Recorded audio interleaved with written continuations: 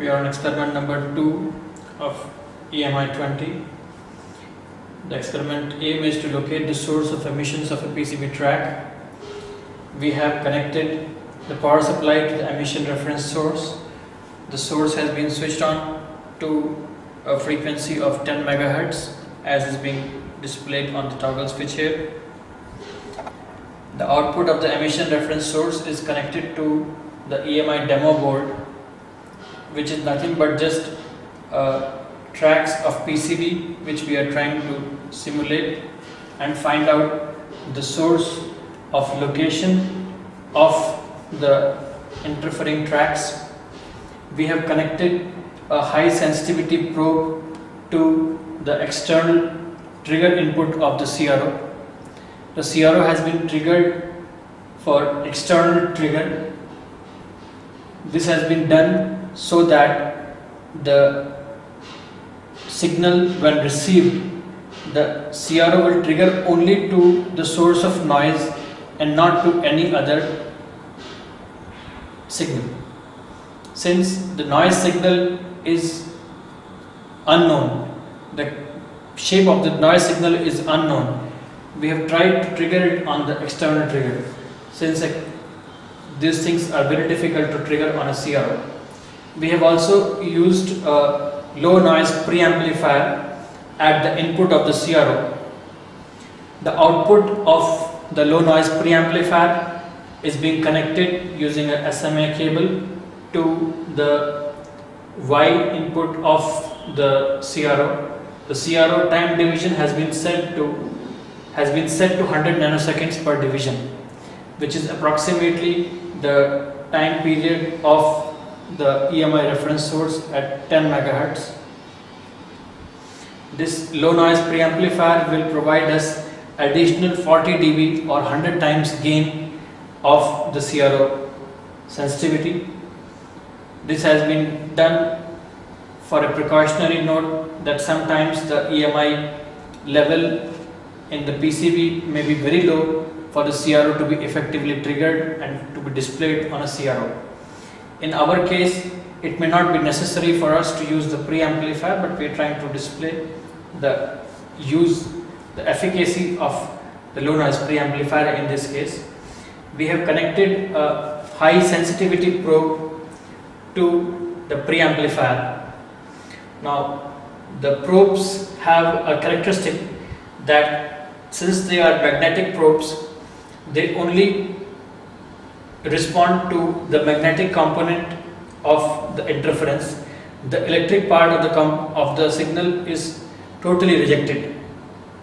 The probes are made in such a way that any signal, any current flowing along the direction of the probe will be responded to, and any current flowing in the perpendicular direction is being rejected. Now we observe the behavior of the CRO when the preamplifier connected to the probe is being moved across the length of the demo board. Now we see that the demo board has got certain horizontal tracks and certain vertical tracks. We'll try to show you the isolation of these two tracks using the small probe provided. I deliberately do not know the source of the connection of the EMI reference source to all these PCB tracks. That is the aim of the experiment. We need to find out which of these PCB tracks is being connected to the emission reference source. Now we observe on the CRO when the probe is moved across the vertical direction of the demo board. We see that the signal passes through a minima, it changes in phase and falls down again.